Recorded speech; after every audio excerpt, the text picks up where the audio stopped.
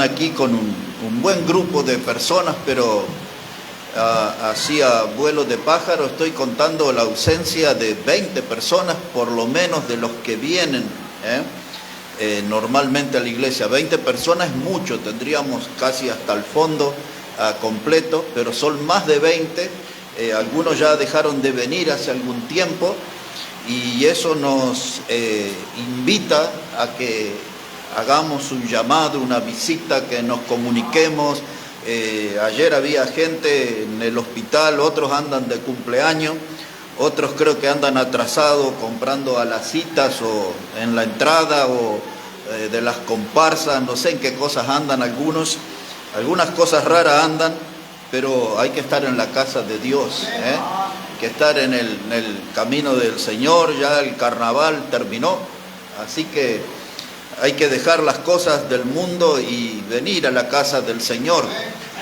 Todas las semanas, hermano, a veces no todos se dan cuenta, pero siempre hay una cadena de mensajes, de prédica, un hilo de mensajes. Y si usted no está el jueves y no está el sábado y viene el domingo, no sabe de qué venimos hablando. Yo ahora quiero volver a tener clases de seminario aquí, gratuitas por supuesto, no se cobra nada, pero quisiera abordar algunos de los libros como Santiago quizás, pero se necesita que la gente venga, porque muchas veces cuando enseñamos materias los sábados por 8 sábados, 2 meses, la gente a veces venía 3, 4 y ya después ya el grupo se diluía y no se saca provecho, y a uno para enseñar le cuesta mucho cuando no mantenemos todo el grupo. Así que yo quiero animarles a que participen más en la casa del Señor, que estén más aquí. Hay algunos que ni siquiera aprovechan a veces la ventaja de mirar el video de qué es lo que está pasando en nuestra congregación. Necesitamos estar conectados. El día jueves predicamos un mensaje que estaba basado en 2 de Corintios 8:5, y estábamos hablando de unos hermanos que económicamente eran pobres. La Biblia dice que ellos dieron a la obra de su profunda pobreza. No eran pobres comunes, era gente profundamente pobre. Y ellos nos enseñaron todo un ejemplo para nosotros. Usamos ese ejemplo para que nosotros les imitemos y nos entreguemos primeramente al Señor. Esa es la clave. Anoche estuvimos hablando un mensaje de un título corto, se llamaba Seguridad Perfecta. Nosotros estamos en Cristo, somos salvos por Cristo, tenemos una salvación eterna, somos herederos de esa vida eterna y tenemos una seguridad perfecta si estamos en Cristo. El mensaje de hoy también es muy breve, su título, No te avergüences. De eso quiero hablar con ustedes en esta mañana, no te avergüences. Porque yo creo que mucha de la gente que no está participando con más continuidad entre nosotros, me da la impresión que hay gente que está avergonzada de Cristo, que está avergonzada del Evangelio, y hay otros que están avergonzados del estilo de vida que están llevando, y por eso no están acá. Pero yo quiero hablarles en esta mañana de ese tema, no te avergüences. Busque ahí en su Biblia, por favor, la segunda carta que Pablo escribió a Timoteo, capítulo 1, la segunda carta que Pablo escribió a Timoteo en el capítulo 1, y vamos a poner ahí la atención en el versículo 8. Segunda carta entonces de Pablo a Timoteo, capítulo 1, versículo 8. Dice la palabra: por tanto, no te avergüences de dar testimonio de nuestro Señor. Y de ahí sale el título de nuestro mensaje, no te avergüences de dar testimonio de nuestro Señor, ni de mí, preso suyo, sino participa de las aflicciones por el Evangelio según el poder de Dios, quien nos salvó y llamó con llamamiento santo, no conforme a nuestras obras, sino según el propósito suyo y la gracia que nos fue dada en Cristo Jesús. Ahora, hermano, no te avergüences. Esa palabra quiere decir no sea tímido, No se avergüence, no tenga timidez al dar testimonio de su Señor, de su Salvador. La expresión implica también no te sonrojes. La palabra avergonzarse tiene que ver con un cambio en nuestra expresión, en nuestro rostro. La palabra avergonzar muchas veces se vuelve en un impedimento para hablar de Cristo, se vuelve en un impedimento para cumplir con nuestra misión de anunciar el Evangelio a toda criatura. La palabra vergüenza tiene un efecto paralizante. Por la vergüenza que sentimos, no hacemos ciertas cosas. Y no tengo ninguna duda que entre nosotros hay gente que no habla de Cristo con otros porque están paralizados. ¿Sienten vergüenza? Sienten vergüenza de Cristo, sienten vergüenza del Evangelio, o como dije, quizás sienten vergüenza del estilo de vida que están llevando. Frente a eso, Pablo le dice a Timoteo, para los más nuevos les digo, Pablo lo consideraba como su hijo. Hoy le llamarían un hijo del corazón, ¿no? Era su hijo espiritual. La familia de Timoteo era una familia cristiana. Su abuela se llamaba Loida, su madre se llamaba Eunice, y las dos le instruyeron desde la niñez en las Escrituras a Timoteo. Timoteo era un evangelista y Timoteo también fue un pastor.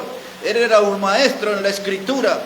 Y la Biblia resalta que la clave estuvo que desde la niñez su abuela Loida y su mamá Eunice le enseñaron la palabra de Dios. La Biblia no hace mención del padre de Timoteo. Y entonces ese padre postizo vino a ser Pablo. Y Pablo le empieza a hablar como si fuera un hijo y lo instruye en el camino del Señor y le instruye en el camino de la vida. Le enseña principios espirituales, le enseña principios morales, le enseña principios sociales. ¡Qué curiosidad! Eso es lo que tenemos que enseñar en nuestro hogar. Enseñar valores espirituales, enseñar, hermanos, valores morales en nuestra casa, basados en la palabra de Dios, y valores sociales, cómo comportarnos, cómo conducirnos en medio de esta sociedad. Pablo hizo eso. Pablo le enseñó de ese modo a Timoteo, y ahora con esa autoridad de padre, él dice lo que está aquí en el verso 7, obsérvelo por favor. Dice el versículo 7, porque no nos ha dado Dios espíritu de cobardía, sino de poder, de amor y de dominio propio. No te avergüences de dar testimonio. Ten presente siempre eso, que Dios no nos ha dado un espíritu de cobardía. Dios nos ha transformado en personas valientes, en personas decididas, en personas que están, hermanos, preparadas para hablar acerca de nuestro Salvador. No tienes por qué retroceder, no tienes por qué intimidarte. Tienes que ir adelante y dar testimonio de tu Salvador. Ayer hablaba con una persona, muy cada tanto viene aquí con nosotros. Y entonces estábamos hablando de gente que conocemos en común. Y entonces dice, allí en ese grupo yo ya no estoy. Porque, bueno, me dijo una palabra en aymara, pero dice ahí me dicen esta palabra, que soy mentirosa, que soy falsa. Dice, porque yo quiero seguir al Señor, pero ellos no, ellos quieren imponerme la bebida y los bailes. Y me describió en el lugar donde se reúnen cada fin de semana su grupo de amigas. Y ellos les molesta y les incomoda que yo venga a la iglesia. Y yo le animé, háblales de Cristo. Y algunas de esas personas yo las conozco, no a todas, pero unas cuantas sí conozco. Y le recordé, Dios no nos ha dado un espíritu de cobardía. Tenemos que ser valientes, decididos a la hora de hablar del Señor. No te avergüences, dice la Escritura. No te avergüences, no te intimides, no retrocedas. Y entonces Pablo, poniendo la atención en el verso 8 otra vez, dice la segunda parte, dice, ni de mi preso suyo, sino participa de las aflicciones por el Evangelio. Dice, participa de las aflicciones por el Evangelio según el poder de Dios. Y él le está diciendo aquí, participa de las aflicciones, toma tu parte. Toma tu parte, haz la obra que te corresponde. Coloca tu granito de arena al servicio del Señor. Dice él aquí, participa de las aflicciones. La familia se va a burlar de tu fe. La familia va a criticar tu fe. Una esposa le dirá al marido, ¿tenés tiempo para ir a la iglesia? No tenés tiempo para mí. El esposo le dirá a la esposa, ¿tenés tiempo para leer la Biblia? No tienes tiempo para cocinarme. Hay aflicciones, participa de esas aflicciones. En el trabajo se burlarán de usted, le harán a un costado en el trabajo. Los amigos se burlarán, hablarán a sus espaldas. Dice, participa de las aflicciones. Hay un precio que pagar, pero no te avergüences, no retrocedas. Habla de Cristo, mantén en alto tu testimonio. Que todos sepan que eres salvo por Dios, que eres salvo por la obra de Cristo en la cruz. No te avergüences de eso, no te avergüences. Porque si usted da una vuelta de página aquí en el capítulo 4 de 2 Timoteo y verso 5, mire cómo le dice Pablo a su hijo Timoteo. Le dice, pero tú sé sobrio en todo, soporta las aflicciones. Otra vez pone el tema, otra vez la palabra, las aflicciones, sopórtala. Y ahora le dice, no te olvides, haz obra de evangelista, cumple tu ministerio. En otra palabra, no te avergüences. Haz obra de evangelista, anuncia el evangelio, comunica a la gente que eres hijo de Dios, comunica a la gente que eres salvo por Cristo. Cumple tu obra, cumple tu ministerio, haz obra de evangelista, soporta las aflicciones. El mundo se burlará, el mundo siempre quiere lastimar a los cristianos. Por eso la Biblia habla mucho de la aparición de los burladores. Eso sí que es una casta destructora, los burladores. Ahora, mire hermano, luego vamos a volver aquí a 2 de Timoteo, pero más al final del mensaje vamos a ocuparnos allí del versículo 12 que hablé ayer. Pero ahora una vuelta de página ahí, 2 de Timoteo, capítulo 2, verso 8. 2 de Timoteo, capítulo 2, verso 8. Pablo sigue hablando a su hijo Timoteo, su hijo espiritual, y le dice, acuérdate de Jesucristo, del linaje de David, resucitado de los muertos conforme a mi evangelio, en el cual sufro, dice Pablo, sufro penalidades, hasta prisiones a modo de malhechor, pero la palabra de Dios no está presa. Por tanto, todo lo soporto por amor de los escogidos, para que ellos también obtengan la salvación que es en Cristo Jesús para gloria eterna. Pablo lo está animando a Timoteo. Y le dice, cuando la vida se te ponga complicada, cuando las cosas se pongan difíciles, cuando te sientas oprimido y la presencia del enemigo pisándote los talones, hijo, acuérdate de Jesucristo.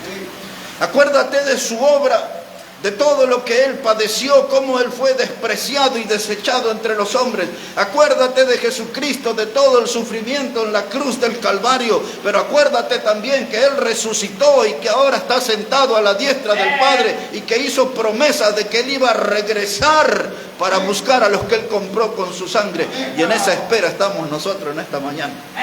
Y el Señor viene, y usted sabe que viene pronto. Dice, acuérdate de Jesucristo. Porque nuestro sufrimiento al lado de los de Él son nada.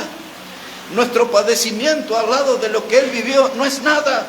Y cuando usted lo mira a Cristo, entonces allí esa va a ser nuestra fuente de motivación, nuestra fuente de aliento. Mirando el testimonio, el comportamiento, la obra de Cristo, nosotros estaremos animados y estaremos conectados con el ministerio, conectados con la vida. Pero esa palabra, acuérdate, cuando usted estudia ahí el idioma griego, está hablando allí de un recuerdo permanente, de una obligación continua. No acordarse de Jesús los domingos, continuamente. Cada día, acuérdate, cada día, cada momento de la vida, ten presente al Señor. Una de las traducciones sería, permanece recordándolo, permanece recordándolo. Somos muy olvidadizos y es oportuna esta palabra. Dice, acuérdate de Jesucristo. Hermanos, el Señor antes de llegar a la gloria tuvo que pasar por la cruz y la tumba. Y nosotros no llegaremos al cielo sin heridas. No llegaremos al cielo, hermanos, con cicatrices también. Acuérdate de Jesucristo. No te avergüences, no retrocedas. da testimonio del Señor. Y ahora, antes de meternos más aquí en Timoteo, les voy a llevar unos cuantos minutos a la carta de Pablo a los Romanos, capítulo 1. Si puede ir hasta ahí, por favor, la carta de Pablo a los Romanos, el capítulo 1. Mire cómo dice ahí la palabra de Dios, versículo 16. Romanos, el capítulo 1 y el versículo 16. Dice la palabra de Dios, porque no me avergüenzo del Evangelio. Ahí está nuestra frase también otra vez. Dice, porque no me avergüenzo del Evangelio, porque es el poder de Dios para salvación a todo aquel que cree, al judío primeramente y también al griego. El Evangelio es el poder de Dios para salvación. Dice, no te avergüences. Usted sabe que la palabra aquí, poder, que se emplea en este texto, es la palabra griego dunamis, que es la que nosotros traducimos al español como dinamita.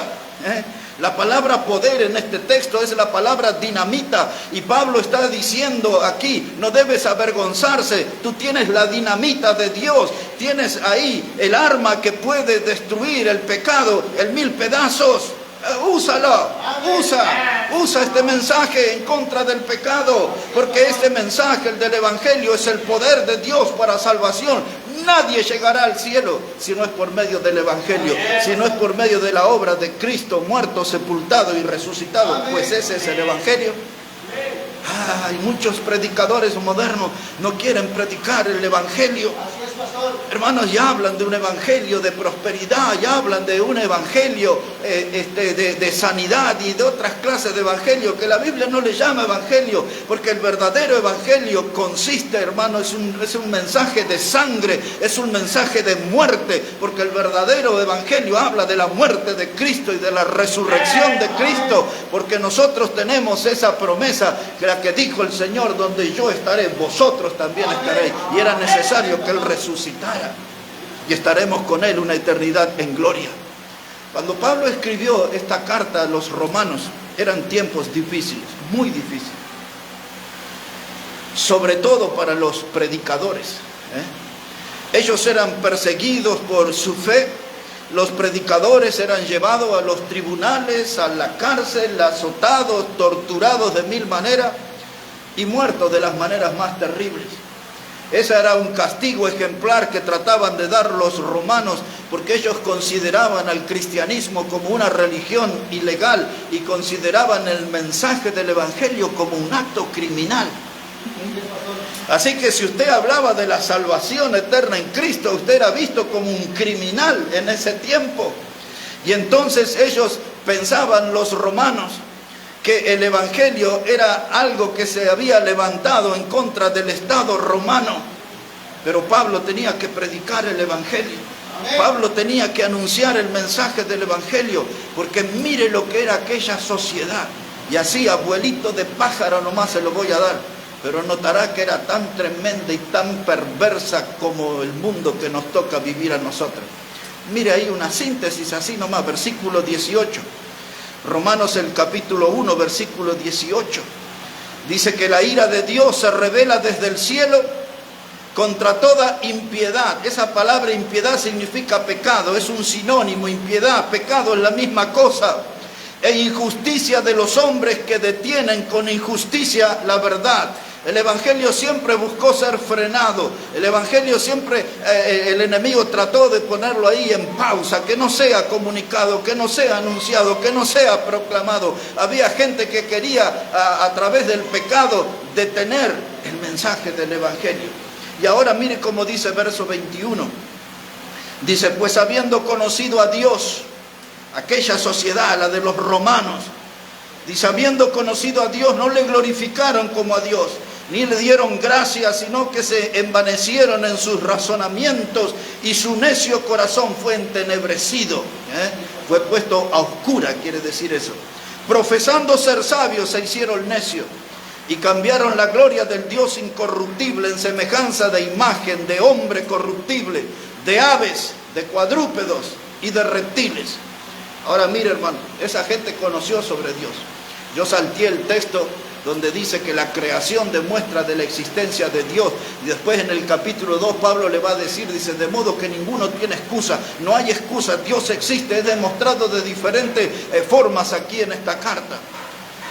Pero aquí esto que he leído último, esa gente conocía acerca de Dios, pero preferían envanecerse en sus razonamientos. Querían creer lo que ellos, hermanos, les importaba. Querían creer en aquellas cosas que les permitía a ellos el pecar libremente. Y entonces decidieron ellos cambiar la imagen de Dios. Hay una historia larga, pero solamente para que usted entienda de qué está hablando este texto. Cuando llega el mes de diciembre y el mundo se prepara para celebrar la Navidad, y en los comercios hay música y se habla del espíritu navideño, y usted ve la imagen de Dios cambiada, usted sabe que el mundo pone esa fecha porque se supone que se recuerda el nacimiento del Señor Jesucristo. Esa es la Navidad en la Biblia, la palabra natividad, la palabra nacimiento. Sabemos que Jesús es Dios hecho hombre. Pero dice el texto que ellos cambiaron la imagen de Dios. Tienen otro Dios. Su Dios es Papá Noel. Su Dios es Santa Claus en esa fiesta. Sus dioses son los renos y el trineo y todas esas cosas que se presentan. Su Dios es el arbolito de Navidad. A Él le rezan, a Él le dejan ofrenda, a Él le dejan los regalitos. Conocen a Dios, pero cambiaron la imagen de Dios. Eso es todo basura. Eso no es nada de Dios. Y aquellos que ya han estudiado aquí saben que todo eso viene de la Babilonia, de las religiones de misterio, y la gente lleva esos arbolitos, la maldición misma a su propia casa, y en esos arbolitos, si usted ha notado, yo nunca prediqué este punto, pero se lo menciono esta mañana, va a haber esa estrella de 5 puntos, que es el símbolo del satanismo, la estrella que figura en la Biblia satanista, porque tienen ellos su Biblia también. Y la gente lleva eso a su casa, y se conocen a Dios. Muchos de los que vienen a la iglesia y han escuchado la palabra, llevan su arbolito y sus cosas en esa fiesta y cambian la imagen de Dios. Se olvidan del Dios de la Biblia y los transforman en imagen, dice, de reptiles, de cuadrúpedos, de animales. Tienen su Papá Noel, todas esas cosas. Pero mira, aquí viene lo grave, verso 24 en adelante. Veré cómo le hago, quizás voy a saltearlo y le recomiendo que usted lo lea bien detenidamente en su casa. Mire cómo era esa sociedad a la que no había que avergonzarse de predicarle el Evangelio. Mire lo que eran, dice, por lo cual también Dios los entregó a la inmundicia, a las concupiscencias de sus corazones. Esa palabra concupiscencia significa deseos exagerados, Y dice, de modo que se deshonraron entre sí sus propios cuerpos, ya que cambiaron la verdad de Dios por la mentira, honrando y dando culto a las criaturas antes que al Creador, el cual es bendito por los siglos. Amén. Y por esto Dios los entregó a pasiones vergonzosas, pues aún a sus mujeres cambiaron el uso natural por el que es contra naturaleza.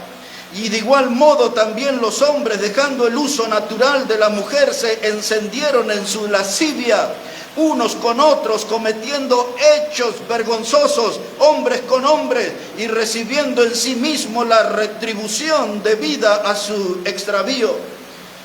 Y como ellos no aprobaron tener en cuenta a Dios, otra vez, y como ellos no aprobaron tener en cuenta a Dios, Dios los entregó a una mente reprobada para hacer cosas que no convienen, estando atestados de toda injusticia, fornicación, perversidad, avaricia, maldad, llenos de envidia y homicidios, contiendas, engaños, malignidades, murmuradores, detractores, aborrecedores de Dios, injuriosos, soberbios, altivos, inventores de males, desobedientes a los padres, necios, desleales, sin afecto natural, implacables, sin misericordia, quienes habiendo entendido el juicio de Dios, que los que practican tales cosas son dignos de muerte, no solo las hacen, sino que también se complacen con los que la practican.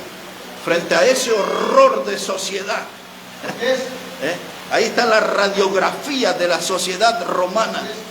Había una sola respuesta: predicar el Evangelio sin avergonzarse.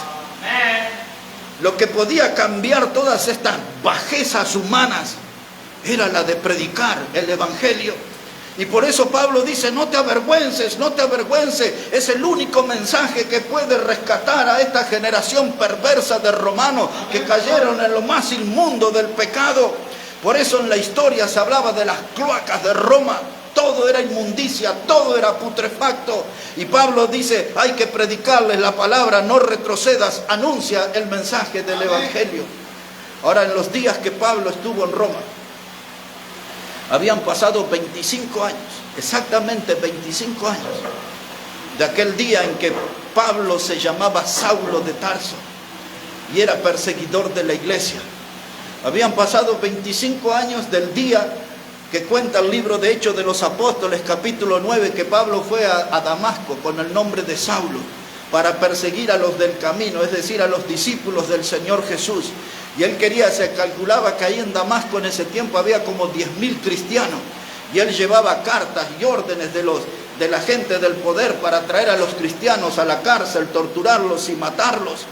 Y allí en ese camino se le cruza el Cristo resucitado y Pablo cae al piso y desde aquella luz escucha la voz que le dice, Saulo, Saulo, ¿por qué me persigues? Y él le dice, ¿quién eres, Señor? Dice, soy yo, Jesús, a quien tú persigues. Habían pasado 25 años de eso y ahora Pablo estaba en Roma. El emperador era Nerón. Varias veces le hablé acerca de él. Un delirante, un hombre loco, un gran degenerado. Ese era Nerón. Ese tomó a nuestros hermanos en la fe y los bañó en brea, en asfalto, y los prendía a fuego y los usaba como teas, como antorchas en sus jardines. Ese era Nerón. Nerón fue el hombre que se casó, según él dice que lo obligaron a casarse con una mujer que se llamaba Octavia, y luego se desprendió de ella y la mandó a matar. Su mamá, que había mandado a matar al esposo de otra mujer que había sido, después pasó a ser mujer de Nerón, se llamaba Popea. Nerón también mató a su propia madre. Mandó a matar a su primera esposa Octavia y después cuando vino Popea Sabina, una mujer bellísima, dice que su mamá era súper bella también, muy bella mujer. Y esta Popea lo conoció a Nerón en una noche de comida y vino. Ella también era esposa de alguien que fue emperador de Roma, Otón se llamaba. Pero no le voy a hablar mucho de historia, yo quiero hablar de la Biblia, pero quiero saber, que ustedes sepan por qué Pablo dice, no te avergüences del Evangelio, porque mire lo que pasaba ahí en Roma y sus cloacas. Y allí Nerón le echó el ojo en esa reunión de comida y vino a esta Popea. Y después hay una historia larga y pasó a ser la esposa de él. Tuvo un hijo con él. Y cuando iba a tener el segundo hijo, la historia da dos hechos. Uno de los dos es verdad. Nerón la estranguló o estando ella embarazada, es la verdad que Nerón le pateó y la mató. Le pateó en su panza. Son las dos formas que se habla de que murió esa mujer, Popea. Y ese hombre perverso, Nerón, se quedó medio loco porque él amaba a esa mujer y era sumamente bella, como les conté, y salió a buscar por todo el imperio una mujer parecida. Estuvo con cientos de mujeres, pero resulta que le terminó gustando un hombre que era igualito a esta mujer Popea. Dice que tenía el rostro similar y la figura de él. Cuando usted lee la historia, era un muchacho de 18 a 20 años, no tenía más que eso. Y Nerón lo hizo castrar, ¿entienden? Lo hizo castrar, lo hizo un travesti, y lo trajo como esposa. Y se paseaba por los mercados de Grecia y de Roma abrazado en arrumacos y besos con ese muchacho. Esporo era su nombre. Y lo ponían en los desfiles y los vestía con la ropa de Popea, su mujer muerta. Y hay muchas cosas más terribles que no puedo decir aquí en este púlpito. Ese era Nerón. En ese tiempo el apóstol Pablo predicaba y en su rapto de locura, ya era el año 64 después de Cristo, él incendió gran parte de Roma y se subió ahí como a una torre y empezó a tocar su lira. Este hombre loco le pagaba a 5.000 personas, le daba plata a 5.000 personas para que cuando él hacía sus conciertos, que eran horribles, tocaba la lira y le pagaba 5.000, los que hoy le llamamos aplaudidores. Y él allí, hermanos, se dio cuenta que ya estaba muy mal, que cuando incendió Roma. Y entonces dijo, tengo que sacarme la culpa de encima. Y se la echó a los cristianos. La cara visible del cristianismo era Pablo. Nunca Pedro estuvo en Roma. Nunca Pedro estuvo en Roma. No hay ni un solo documento y ni hay ni un solo texto en la Biblia que diga que Pedro estuvo en Roma. La cabeza visible del cristianismo era Pablo, y allí fue puesto en la cárcel, allí fue puesto, y allí Dios lo llevó, dice él, la palabra de Dios no está presa, es lo que leíamos ahí en Timoteo. Tienen mi cuerpo, pero no tienen mi lengua, no tienen mi mensaje cautivo. Yo estoy predicando, y le predicó a los hombres más cercanos de Nerón y los ganó para Cristo. Pablo hizo una revolución en las cárceles con el mensaje del Evangelio. Por eso él está en una posición para aconsejarnos y para exhortarnos, de decirnos, no te avergüences del Evangelio, da testimonio de tu Señor Jesucristo, padece las aflicciones, y aquí estoy yo como preso suyo. Él no dice yo soy preso de Nerón, no, yo estoy aquí en la cárcel por la voluntad de Dios, y dice, y padezco como malhechor, me tratan como un delincuente, cuando soy un predicador del Evangelio. Yo soy el portador del mensaje que es el poder de Dios para salvación. No te avergüences, no te avergüences. Nerón incendió Roma y luego lo terminaron matando, ya casi el año 68 después de Cristo. Y después de él vino otro degenerado al poder, otro emperador, se llamaba Vitelio. Ya hubo otro hombre y otro amante en el medio, y lo tomó a ese muchachito Esporo, para que vean, hermanos, lo que era la mentalidad de esos romanos, de esa sociedad. Hicieron una obra de teatro. Vitelio era el emperador, reinó muy poco, del mes de abril al mes de diciembre del año 69. Y en esa obra de teatro lo pusieron a Esporo, ese muchachito, y alguien que se llamaba Hades lo violó en público, lo violó en público, y el muchacho no soportó tanta humillación y con 20 años se quitó la vida. Eso era Roma, algo de Roma. Y a esa gente Pablo dice, tienen una sola solución: predica el Evangelio, no te avergüences del Evangelio. Es lo único que puede sacar a esa gente de esas perversiones, y necesitamos entender el contexto histórico y social y del por qué, hermano, esto. Y hoy vivimos en una sociedad igual, en una sociedad igual. Los otros días estos últimos días, le hablo a una persona y le digo, vi muy preocupada a esta señorita, y dice, porque estaba rompiendo con su pareja, y su pareja era otra mujer que estaba ahí también, y yo no sabía. Le hablo a una persona el viernes y le digo, conocí a alguien que es conocida tuya y está en tal lugar, y dice, sí, ella es la pareja de tal otra que también es conocida mía. En el lugar donde yo me muevo, hermano, hay más de 30 mujeres que están en estos actos vergonzosos que dice la Biblia, hombre con hombres, mujeres con mujeres. Esto no era solamente un problema de los romanos, lo estamos viviendo en nuestra sociedad, y toda esa gente, hermano, toda esa gente es toda de Bolivia, es toda de Bolivia. No tengo una estadística actual, pero en el año 2016, la última vez que investigué, Bolivia era el país número 1 en consumidor de pornografía en toda Latinoamérica. ¿Qué hay en la mente de la gente de Bolivia? Qué cosa tremenda, ¿no? No es una cosa a modo de crítica. Estoy planteando esto porque la solución para eso es no avergonzarse y predicar el Evangelio. Esa es la cosa, hermano, no avergonzarse y predicar el Evangelio. Anima a Pablo a Timoteo, la Biblia nos anima a nosotros a predicar el mensaje del Evangelio. Ahí en Romanos capítulo 1, versículo 1, observe esto. Romanos 1, verso 1. Quiero que note 3 cosas en ese texto. Dice la palabra, Pablo, siervo de Jesucristo, llamado a ser apóstol, apartado para el Evangelio de Dios. Lo que yo descubro en ese texto son 3 cosas que son exactamente lo que son nuestra misión, la suya y la mía.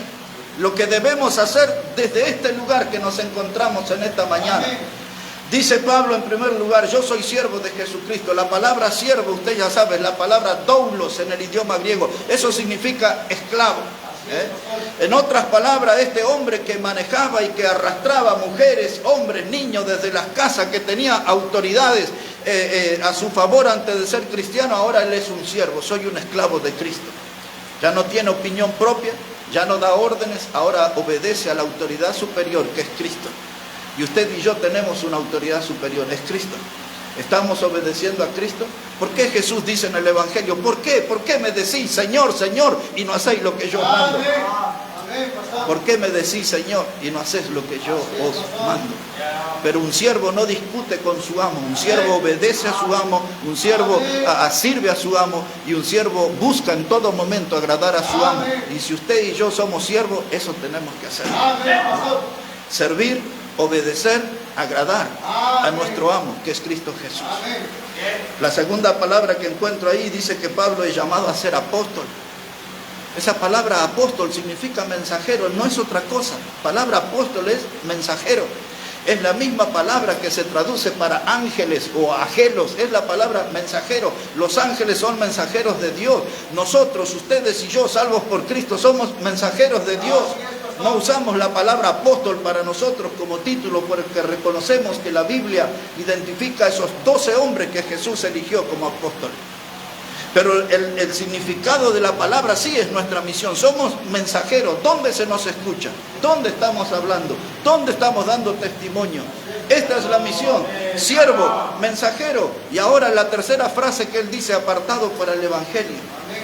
Apartado, separado, para anunciar el Evangelio. ¿Cuál es el tiempo que usamos para hablar del Evangelio? Hablamos de la política, hablamos de la economía, hablamos de las modas, hablamos de nuestros proyectos materiales. Muchas de esas cosas no son malas. Hablamos de música, hablamos de la vida familiar. Pero ¿cuándo hablamos del Evangelio?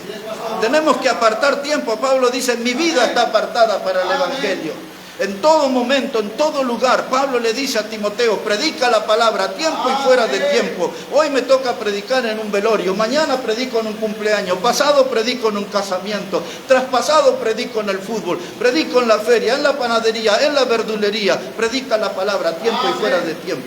Todo momento, todo lugar. Tocan el timbre de mi casa. Dice el Señor, soy el fumigador, pase. Ahí hay que predicar el Evangelio. Viene una persona, dice, soy el sodero. Ahí hay que predicar el Evangelio. A tiempo y fuera de tiempo. Dios nos pone las oportunidades. Nosotros estamos fallando en la misión. Siervo, apóstol, apartado para el Evangelio. Dedícale tiempo al Evangelio. No te avergüences. No te avergüences, no te avergüences. Lleva adelante ese mensaje apartado para el Evangelio. Esa es nuestra misión. Ahora quiero llamarles la atención en algo, para que terminemos de entender esa sociedad romana a la que Pablo dice, no tengo vergüenza de predicarles el Evangelio, porque es el poder de Dios para salvación. Mire el capítulo 2 y versículo 15. Y ese solo lo voy a leer, pero voy a predicar más adelante de este tema. Y no muy lejos en el tiempo, quizás el próximo fin de semana. Mire cómo dice ahí Romanos 2, verso 15.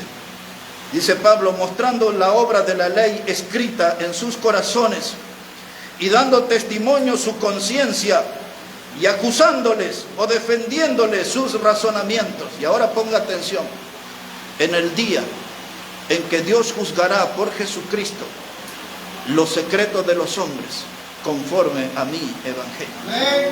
Quiero que retenga esta frase, los secretos de los hombres. La Biblia no lo dice, pero yo le pondría en esta mañana los secretos de las mujeres también. Y el texto habla de un día en donde serán conocidos y juzgados los secretos de los hombres. Ahora el Señor Jesucristo abordó este tema en el Evangelio de Lucas, cuando Él dice que todas aquellas cosas que chamullamos, murmuramos en secreto, serán publicados en la azotea. ¿Se acuerdan?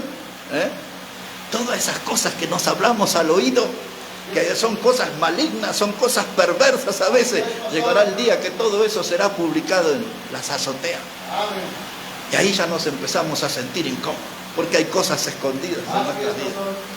Y hay cosas que decimos, ay, que nunca se sepa esto, por favor. Pero el día ya está fijado. Dios juzgará los secretos de los hombres. Y tenemos que ponernos al día y hay que hablar con Dios. Porque hay cosas que nunca hemos confesado a Dios. Hay algunos que le encuentran más fácil venir y hablarle al hombre. Uno como predicador, la gente dice, mire, viene y me cuenta. Y cada historia es triste y cada drama. Y cada historia tan pecaminosa, tan horrible, y yo lo escucho. ¿Y qué puedo hacer frente a eso? Si yo soy un pecador como esa persona. Entonces, lo que yo hago es lo que la Biblia indica. Yo tengo que motivar a la persona. Vaya a Dios, Él es el que perdona. Él es el dueño de la sangre preciosa que nos limpia de todo pecado. Él es el que la Escritura dice, si confesamos nuestro pecado, Él es fiel y justo para perdonarnos y limpiarnos de toda maldad. Él nos limpia de toda maldad. Y usted piensa que el predicador le va a solucionar su problema. Usted tiene que ir y hablar con Dios. Porque hay un día, hay un juez, hay un horario fijado donde Dios juzgará los secretos de los hombres. Yo si voy a estar en ese lugar, yo quiero ya llegar con todos mis secretos confesados y hablados con Dios. Yo quiero que todos mis secretos estén perdonados. ¿Sabe qué es eso, hermano? Es el desafío a vivir una vida pura. Una de las cosas que enseña la Biblia dice que nosotros tenemos que vivir sin doblez. Y esa palabra doblez habla de una vestimenta. Aquí hay mucha gente entendida en ese rubro. Nosotros los hombres usamos un pantalón y ahí abajo, no sé cómo le llama, el ruedo, el dobladillo, no sé qué cosa es ahí. Pero sabe a qué me refiero, ¿no? O las damas que usan su falda y abajo tienen ahí una costura. Y si usted saca ese hilo, va a encontrar pelucitas y tierrita. Y cuando la Biblia dice que el cristiano tiene que tener una vida sin doblez, está diciendo eso, que no esconda nada. Porque si somos de un solo corte, no hay posibilidad de esconder alguna mugrecita en el ruedo, en el volado, en el dobladillo. No sé cómo se llama eso. Ahí está el título para el próximo mensaje. Dios juzgará los secretos de los hombres. Ese día tiene que venir acá. Ese día tiene que venir a escuchar la prédica. Volvemos aquí, hermano. Dice la palabra, no te avergüences del Evangelio. Habla de Cristo. No sé cómo hacerlo, no sé qué usted hable porque es lo que Dios nos manda. Acuérdense de aquel hombre ciego que fue interrogado y todo el discurso que dio el hombre ciego al cual Jesús le dio vista, le dio la posibilidad de ver. Él dijo, yo no sé quién me sanó, lo único que sé que antes era ciego y ahora veo. Y usted todo lo que tiene que decirle a la gente, yo no sé, lo que sé que era un pecador perdido y ahora soy un pecador, pero salvo por Cristo. Listo, fin del discurso. No tiene que predicar otra cosa, porque la gente que escucha eso va a decir, yo también quiero ser salvo por Cristo. No te avergüences del Evangelio, predica la palabra, predica la palabra. Vamos a meternos ya en la recta final, porque hablamos de tantos corruptos y esa Popea le gustaba el poder y mandó a matar a unos cuantos también, unos cuantos también. Historia de Roma, frente a los cuales teníamos que predicarle el Evangelio sin avergonzarnos y entendiendo que el Evangelio es el poder de Dios para salvación. Así voy a terminar el mensaje. Volvamos a 2 de Timoteo, capítulo 1. 2 de Timoteo, el capítulo 1. Mire cómo dice la palabra de Dios. 2 de Timoteo, capítulo 1. Versículo 10. Habíamos dejado en el 9 y ahora en esta parte final, versículo 10. Dice la palabra, pero que ahora ha sido manifestada por la aparición de nuestro Salvador, Jesucristo, el cual quitó la muerte y sacó a luz la vida y la inmortalidad por el Evangelio, del cual yo fui constituido predicador, apóstol y maestro de los gentiles, por lo cual asimismo padezco esto. Y aquí está nuestra expresión, no me avergüenzo, porque yo sé a quién he creído. Y estoy seguro de que Él es poderoso para guardar mi depósito para aquel día.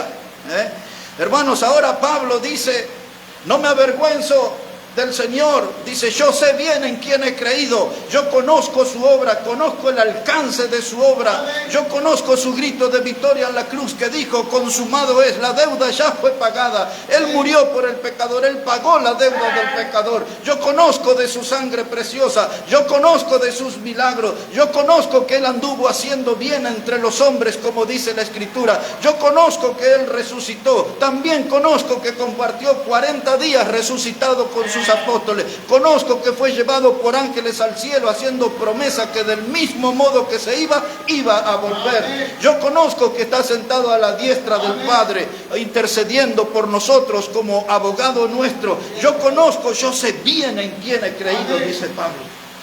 Y como conozco a ese hombre, Cristo Jesús, dice, yo estoy seguro que Él guardará mi depósito. Es decir, Él cuidará mi cuerpo eternamente. Soy salvo, tengo vida eterna. Porque yo creí en Él, yo sé bien que Él puede cuidar mi vida, mi cuerpo eternamente.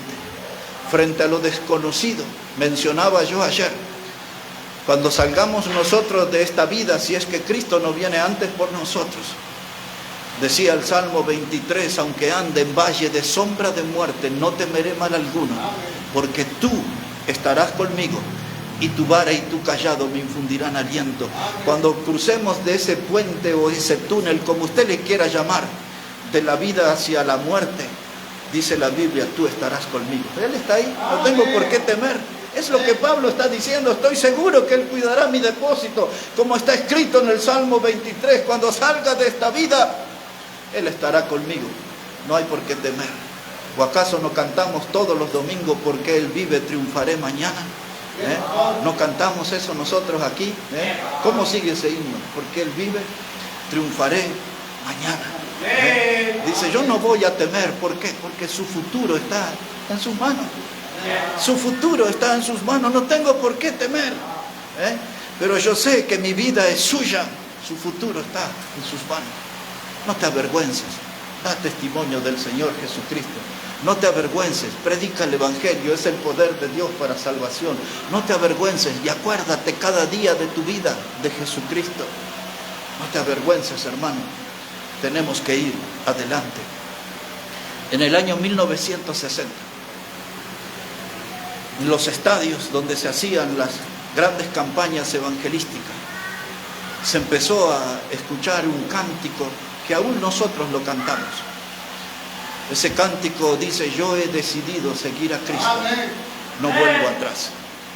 Me gustaría que eso sea parte de nuestra vida, que nosotros también estemos firmes en nuestra decisión y que nosotros nos mantengamos en esa posición de seguir a Cristo y no retroceder, que nada haga flaquear nuestra fe, que nada pueda cortar, interrumpir nuestra comunión con el Salvador, que seamos nosotros buscadores de bendiciones de Dios, que seamos nosotros gente que pone la mano en el arado y sirve al Señor, gente que toma la cruz y sigue al Señor. No tenemos que ser de los que retroceden, dice la Biblia, porque a eso no les agrada mi alma, dice Dios. Yo he decidido seguir a Cristo. Este es el fin. En el año 1841 hubo un avivamiento en el país de Gales. Ahí están pegaditos, Escocia, Gales, Irlanda, ahí están. Y ese avivamiento espiritual despertó el interés de que muchas personas salieron al campo misionero. Muchos fueron a uno de los campos más difíciles, que era la India. Algunos de esos misioneros fueron con otros predicadores bautistas de los Estados Unidos y se instalaron en la región noroeste de la India. Allí, ese lugar, hermanos, que ellos eligieron, había una tribu que se conoce con el nombre de Achik, y también le dicen la tribu de los Mande. Y allí fueron esos predicadores y anunciaron el mensaje del Evangelio. En la actualidad esa región se llama el estado de Assam. Y uno de los hombres que creyó en el Señor Jesucristo como Salvador se llamaba Nok Sen. Nok Sen era padre de 2 hijos, tenía su esposa. Y un día allí en el pueblo el jefe se enteró que este hombre había creído en Cristo y ya no seguía la religión de ellos, que se llamaba la Son Sajek. Y entonces trajo a ese hombre con su esposa y sus hijos a la plaza central y convocó allí al pueblo y lo interrogó acerca de su fe, a lo cual este hombre, Nok Sen, él dijo, sí, yo he creído en Jesucristo como mi Salvador, soy un seguidor de Jesucristo. El jefe de esa tribu, que se llamaban los Garo, le dijo que entonces él iba a tener que renunciar a su fe, porque si no le iban a quitar la vida allí. Y ahí apareció esa frase, El hombre le dijo, yo he decidido seguir a Cristo, no vuelvo atrás.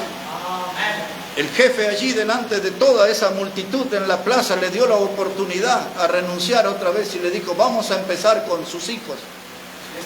Y el hombre dijo, yo he decidido seguir a Cristo, no vuelvo atrás. Y le quitaron la vida a uno de sus hijos ahí en público. Y volvieron a insistir para que renunciara a su fe con la amenaza de que iban a matar a su segundo hijo. Y el hombre volvía a repetir, yo he decidido seguir a Cristo, no vuelvo atrás. Segundo hijo muerto y ahora era su esposa la que estaba bajo amenaza. Y entonces él no iba a renunciar a su fe. Nok-Sen era su nombre. Le quitaron la vida a su esposa y terminaron matándolo a él. Al hombre dueño de esa frase, yo he decidido seguir a Cristo, no vuelvo atrás. Ese estaba en serio. Pero no pasó muchos días de eso que el Espíritu Santo de Dios obró en ese lugar.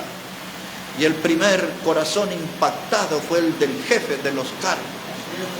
Impactado por el testimonio de ese hombre que entregó su vida junto a su familia para no volver atrás en su fe. El jefe de los cargos reconoció a Jesucristo como el Salvador. Y aquello fue el comienzo de un avivamiento. Y todos, absolutamente todos en esa tribu, la de los garos, creyeron en Jesucristo como su Salvador. Por el testimonio de un hombre que no se avergonzó del Evangelio, no se avergonzó de su Señor, se acordó de Jesucristo y de su sufrimiento y se paró firme y dijo, no vuelvo atrás, no vuelvo atrás.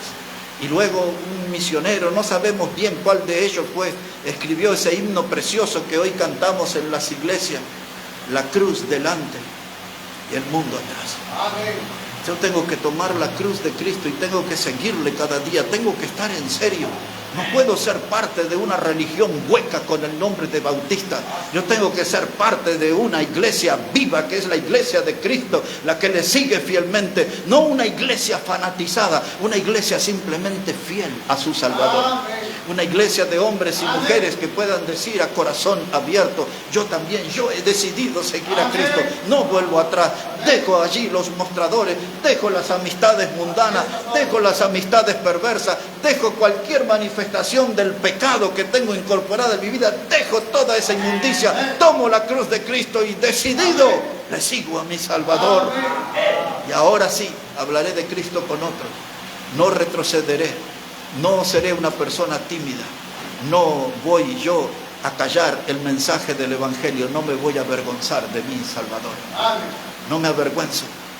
Es nuestro tema en esta mañana. ¿Cómo está usted en su comunión con Dios? ¿Está avergonzado? ¿Se escucha usted?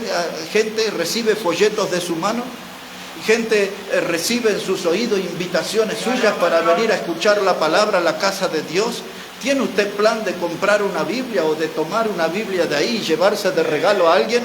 Porque usted puede ir y tomar una Biblia, hoy mismo la puede tomar, no tiene que poner un solo peso y toma esa Biblia y la lleva a una casa, a un amigo, a un familiar, a alguien que está atrapado, encadenado al pecado y diga, este libro te hará libre, porque si conoces la verdad os hará libre. ¿Por qué voy al fútbol? Es cierto que me gusta, pero voy porque soy un predicador, voy porque hay almas perdidas, voy porque hay gente que necesita de Cristo, y voy porque días como el domingo anterior, que estaba más muerto que vivo, estuve todo el día hasta la noche predicando la palabra de Dios. Hay que predicar, hermano, hay que llegar a esa conclusión en nuestra vida. Yo he decidido seguir a Cristo, no vuelvo atrás. Los cultos del sábado, del domingo no son un pasatiempo en mi vida, es el lugar donde vengo a dar testimonio de que mi Salvador está vivo y yo lo sigo. No sigo a un ídolo muerto, sigo al Cristo vivo, al Cristo resucitado, al Hijo de Dios. Pongámonos en serio y tomemos decisiones que traigan bendición para nuestra vida, como lo hizo este hombre. Nok-Sen, yo he decidido seguir a Cristo, no vuelvo atrás. Ya mis amigos del negocio, del trabajo, ya la gente de mi vecindario me va a decir, te han lavado la cabeza, te has vuelto loco. La familia nos mirará allí con desconfianza. ¿Qué está pasando en tu vida? Nada raro, algo hermoso.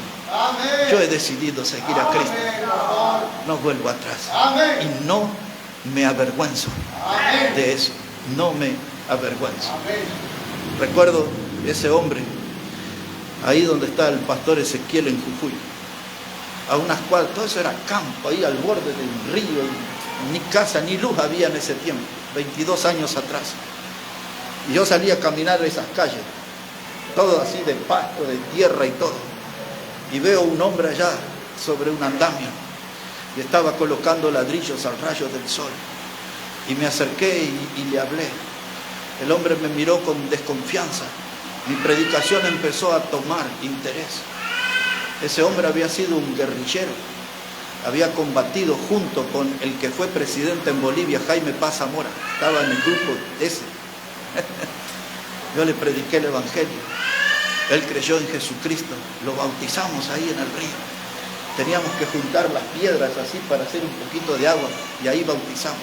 Y tengo fotos aquí de esos bautismos. ¿Sabe qué, hermano? Yo no me avergüenzo, porque había un hombre que tuvo allí en la lucha armada y todo eso, y él necesitó de Cristo.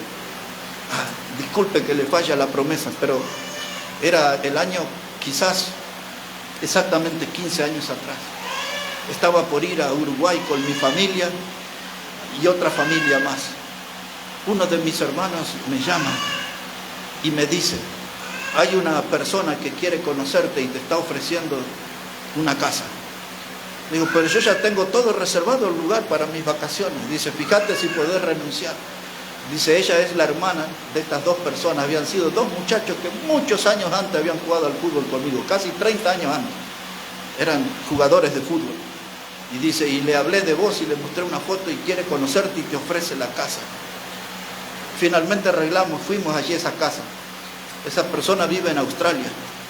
Esa persona estuvo presa varios años. Mi hermano mayor, que hoy tendría que tener unos 80 años, también era parte de la guerrilla, tuvo 12 años preso, junto con el que fue presidente de Uruguay, Mujica. Y ellos eran conocidos, mi hermano, de ella. Llegué ahí, me recibió a mi familia, todo. Dice, yo les dejo acá esta casa, disfruten todo el tiempo que quieran. Y ella después me apartó y me dijo, tengo una duda, y hay una cosa que no me gusta, yo nunca la había visto en la vida. Dice, ¿por qué todos tus hermanos son militantes sociales y son gente de la política? Y vos saliste fallado para el lado del evangelio. Así me habló. Y le di testimonio y le prediqué la palabra. Y nos dio la casa todos esos días. Luego ella misma me llevó a ver viejos futbolistas. Allí en su auto me llevaba y yo iba y predicaba. Pasaron algunos años, unos cuantos años. Y en el año 2016 yo tengo que predicar en un casamiento en Uruguay. ¿Saben quién era la decoradora en ese casamiento? En una iglesia bautista. Esta señora. Y ella vino y hizo unos decorados con sandías y cosas tremendas. Y aquella noche cuando me escuchó predicar en la boda, ni bien los novios salieron del edificio, ella vino y me abrazó y me dijo, ahora entiendo por qué sos un predicador. Yo he decidido seguir a Cristo. Hermano, yo no voy a fallarle al Señor, yo voy a dar testimonio. Y he estado con toda esta clase de gente, y gente de la política, y gente de la guerrilla, aquí y allá. Si les contara en El Salvador la experiencia que tuve con gente que era de la guerrilla, predicando la palabra, no nos iríamos más, hermano. Pero estoy contando esto solamente para decirles una vez más, no te avergüences, no te avergüences. Predica la palabra de Dios, da testimonio de tu Salvador Jesucristo.